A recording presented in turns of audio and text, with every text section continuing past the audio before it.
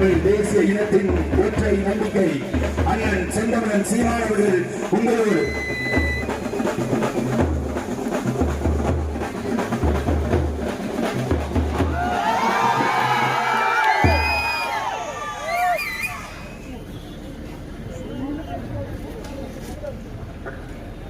இன உணர்வும் மான உணர்வும் கொண்ட என் உயிர் சொந்தங்களே, உங்கள் அனைவருக்கும் என் அன்பும் வணக்கமும்.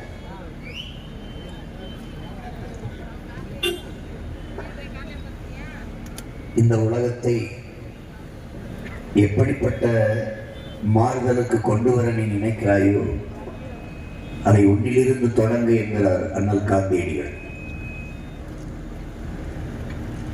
எனக்குள் எந்த மாற்றத்தையும் ஏற்படுத்த முடியாதனா சமூக மாற்றத்தை ஏற்படுத்த முடியாது. எனவே மாற்றம் என்பது என்னிலிருந்து தொடங்க வேண்டும். அப்படி நம் ஒவ்வொருவரினுடைய உள்ளத்திலிருந்தும் எண்ணத்திலிருந்தும் எழ வேண்டிய ஒன்றுதான் மாற்றம், மாற்றத்திற்குரிய சிந்தனை. என்ன மாற்றம்? அடிப்படை அமைப்பு, அரசியல் மாற்றம். அடிப்படை அமைப்பை எப்படி மாற்றுவது? 30 கோடி மக்கள் தொகை இருக்கும்போது 543 பாராளுமன்ற உறுப்பினர்கள், 140 கோடி மக்கள் தொகையை தொட்ட போதும் அதே 543 பாராளுமன்ற உறுப்பினர்கள். இது போதிய பிரதிநிதித்துவம் இல்லை. இது எங்களுடைய பார்வை, கோட்பாடு.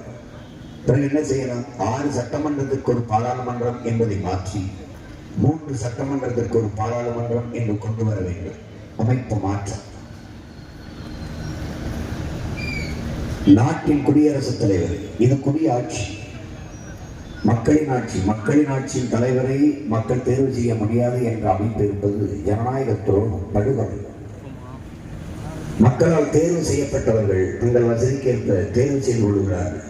அதை ஏற்பதற்கு அப்ப என்ன செய்யலாம்? வார்டு கவுன்சிலருக்கு வரிசையில் என்று வாக்கு செலுத்துகிறோன்னா நாட்டின் முதல் குடிமகளுக்கு வாக்கு செலுத்த மாட்டோம்னா வரிசையில் நாங்கள் வாக்கு செலுத்துகிறோம், அவர்களை நிறுத்துங்கள். ஏன் அப்படி நிறுத்த வேண்டும்?